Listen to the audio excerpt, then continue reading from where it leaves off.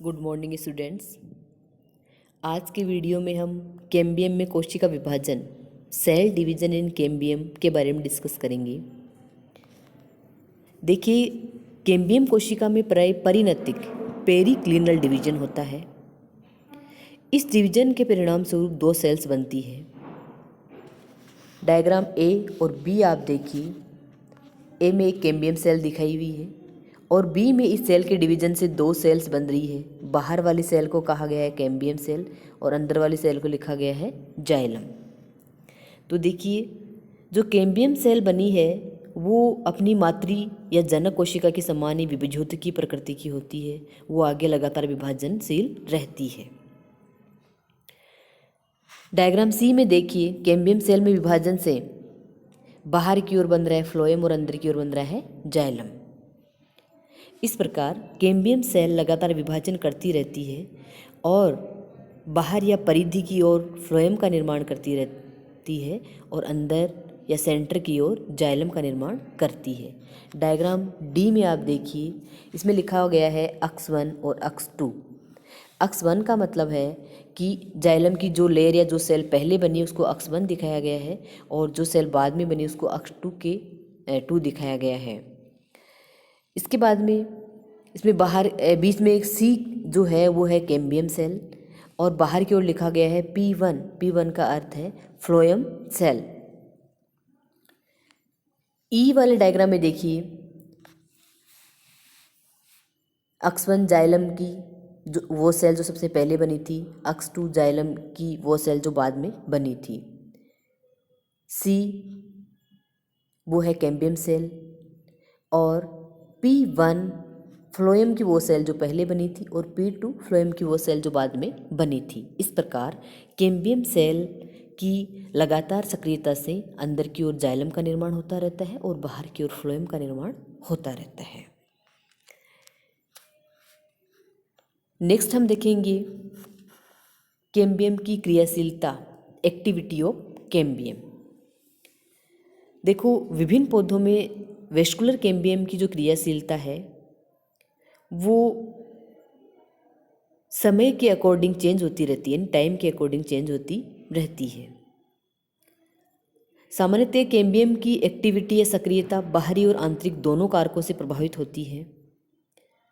यदि अपन बात करें उष्णकटिबंधीय पादप ट्रॉपिकल प्लांट्स की, तो उष्णकटिबंधीय पादपों में कैम्बियम पूरे वर्ष भर क्रियाशील रहती है और इसमें निरंतर विभाजन होते हैं। विभाजन से निर्मित इसकी संतति कोशिकाएं जाइलम और फ्लोएम में विभेदित होती रहती है। इस प्रकार के पौधों में किसी प्रकार की वार्षिक वलय एनुअल रिंग्स का निर्माण नहीं होता है, क्योंकि उष्णकटिबंधीय क्षेत्र में पूरी वर्ष भर मौसम है वो एक जैसा रहता है और कैम्बियम की क्रियाशीलता है वो भी एक जैसी रहती है। कैम्बियम लगातार बाहर की ओर फ्लोएम का निर्माण करती रहती है और अंदर की ओर जाइलम का निर्माण करती रहती है। लेकिन यदि अपन बात करें उन क्षेत्रों की जहां मौसम में परिवर्तन होते रहते हैं, साल भर मौसम एक जैसा नहीं रहता है, मौसम परिवर्तित होता रहता है, तो उन क्षेत्रों में क्या होता है, प्रतिकूल परिस्थितियों में जैसे पतझड़ का जब मौसम आता है उसमें कैम्बियम की सक्रियता बहुत कम हो जाती है और जब बसंत ऋतु या अनुकूल परिस्थिति आती है तब कैम्बियम की सक्रियता अत्यधिक बढ़ जाती है। और ऐसे क्षेत्रों में कैम्बियम की सक्रियता में या क्रियाशीलता में मौसम के अनुसार परिवर्तन होता रहता है और इन क्षेत्रों में जो वार्षिक वलयों का निर्माण होता है, जिन क्षेत्रों में मौसम बदलता रहता है, मौसम पूरे साल भर एक जैसा नहीं रहता है, उन इलाकों में वार्षिक वलयों का एनुअल रिंग्स का निर्माण होता है। जबकि ऐसे क्षेत्र जिनमें वर्ष भर मौसम एक जैसा रहता है उन क्षेत्रों में वार्षिक वलय का निर्माण नहीं होता है। देखिए, कैम्बियम की क्रियाशीलता सक्रिय अक्षस्थ कलिकाओं यानी जो एपिकल बड्स होती है उनके नीचे से प्रारंभ होकर अक्ष के नीचे की ओर अग्रसर होती है। शीर्षस्थ या एपिकल जो बड्स होती है उनमें एक ग्रोथ हार्मोन बनता है IAA, इंडोल एसिटिक एसिड, जो ऑक्सिन हार्मोन का एक प्रकार हैं। तो ये जो हार्मोन है वो एपिकल बड्स में बनता है और ये नीचे की ओर स्थानांतरित होता रहता है, और यही हार्मोन कैम्बियम की क्रियाशीलता के लिए उत्तरदायी होता है। कैम्बियम की क्रियाशीलता इस इंडोल एसिटिक एसिड के कारण फिर से नवीनीकरण यानी रिन्यूअल होती रहती है, या फिर कैम्बियम की क्रियाशीलता इस हार्मोन के कारण बढ़ जाती है। कैम्बियम से जाइलम उत्तक में विभेदन हेतु जिब्रेलिक एसिड तथा इंडोल एसिटिक एसिड दोनों की आवश्यकता होती है। कैम्बियम की क्रियाशीलता से आप जैसा कि आप सभी जानते हो, बाहर की ओर फ्लोएम बनता है, यानी परिधि की ओर फ्लोएम बनता है और केंद्र की ओर जाइलम बनता है। तो कैम्बियम की कोशिका से जब जाइलम का निर्माण होता है, जाइलम का विभेदन होता है, तो जाइलम के विभेदन के लिए 2 ग्रोथ हार्मोन्स की आवश्यकता होती है, जिनमें से पहला है जिब्रेलिक एसिड, जिसको अपन जिब्रेलिन भी कहते हैं, और दूसरा है इंडोल एसिटिक एसिड। तो इन दोनों हार्मोन्स की ज़रूरत होती है जाइलम के विभेदन के लिए, और कैम्बियम की क्रियाशीलता या एक्टिविटी के लिए इंडोल एसिटिक एसिड की आवश्यकता होती है। अब यदि अपन बात करें कि भाई कैम्बियम की जो क्रियाशीलता है वो अवरुद्ध कैसे हो जाती है, तो इसके बारे में अभी तक सही जानकारी उपलब्ध नहीं है।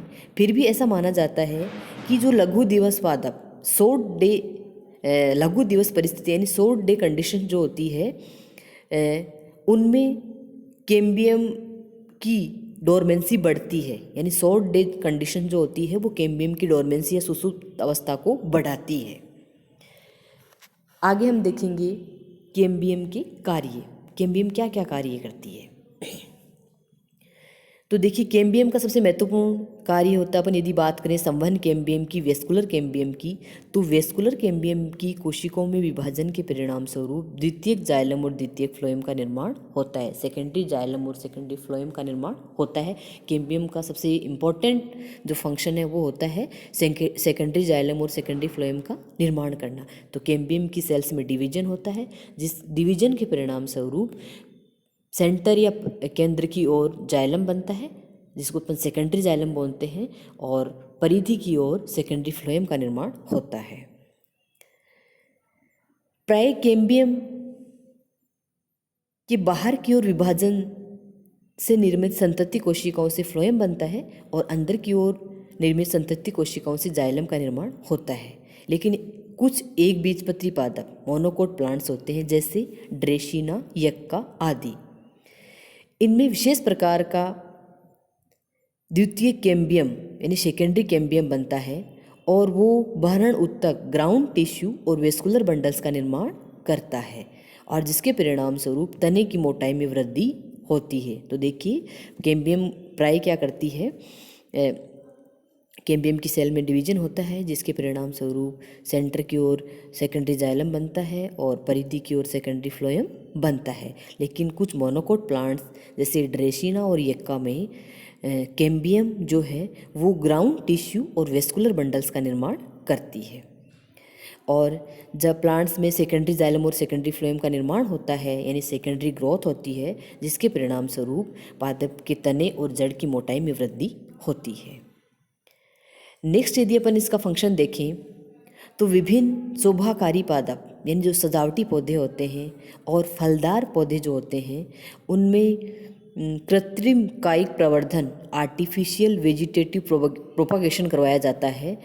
और जब ये प्रोपागेशन या प्रवर्धन करवाया जाता है, तो उसमें कलिका रोपण यानी ग्राफ्टिंग की जाती है। और ग्राफ्टिंग में जैसे 2 पादपों को शामिल किया जाता है, एक को कहा जाता है स्कंद या स्टॉक, और दूसरे को कहा जाता है कल्म या कल्म कहा जाता है। तो जब 2 पौधों को यानी एक पौधे का कल्म लेकर दूसरे पौधे के ऊपर लगाया जाता है, तो जिस पौधे के ऊपर लगाया जाता है उसको बोलते हैं स्कंद या स्टॉक। तो ये दोनों भाग आपस में जुड़ने चाहिए, यानी कलम और जो स्कंद है वो आपस में जुड़ने चाहिए। तो जुड़ने के लिए क्या होता है कि सबसे पहले दोनों पार्ट्स की, कलम और स्कंद दोनों की जो कैम्बियम, दोनों के बीच में कैम्बियम परत का निर्माण होना चाहिए। फिर दोनों की कैम्बियम है वो आपस में जुड़नी चाहिए, और जब दोनों की कैम्बियम जुड़ जाती है तो उस कैम्बियम में विभाजन होता है। विभाजन के परिणाम स्वरूप संवहन उत्तकों या वेस्कुलर टिश्यूज का निर्माण होने लगता है। लेकिन यह प्रक्रिया केवल द्विबीजपत्री पादप डाइकोट्स प्लांट्स, और डाइकोट्स प्लांट्स भी ऐसे प्लांट्स जिनमें वलयाकार कैम्बियम बनती है उनमें ही संभव है। कई मोनोकोट्स प्लांट्स जिनमें कैम्बियम की वलय या रिंग अनुपस्थित होती है उनमें कलिका रोपण यानी बड ग्राफ्टिंग द्वारा कायिक परिवर्धन वेजिटेटिव प्रोपागेशन संभव नहीं है। एक बार मैं फिर से रिपीट कर देती हूँ कि जब पौधों में कृत्रिम कायिक प्रवर्धन होता है, आर्टिफिशियल वेजिटेटिव प्रोपागेशन होता है, तो उसमें एक पौधे का कलम लेकर दूसरे पौधे के ऊपर लगाया जाता है। जिस पौधे के ऊपर कलम लगाया जाता है उसको स्कंद कहा जाता है। तो कलम लगाने के बाद में कलम और स्कंद दोनों का कैम्बियम आपस में जुड़ना चाहिए और दोनों कैम्बियम आपस में मिलकर कैम्बियम की एक परत का निर्माण कर लेंगे और फिर उस कैम्बियम की सक्रियता से वेस्कुलर टिश्यूज का निर्माण होता है। लेकिन ऐसा केवल डाइकोट्स प्लांट्स में और उन डाइकोट्स प्लांट्स में जिनमें वलयाकार कैम्बियम बनती है उनमें ही ऐसा संभव हो पाता है। कई मोनोकोट्स प्लांट्स जिनमें कैम्बियम की वलय नहीं बन पाती है उनमें कलिका रोपण यानी बड ग्राफ्टिंग द्वारा वेजिटेटिव प्रोपागेशन संभव नहीं होता है। Thank you.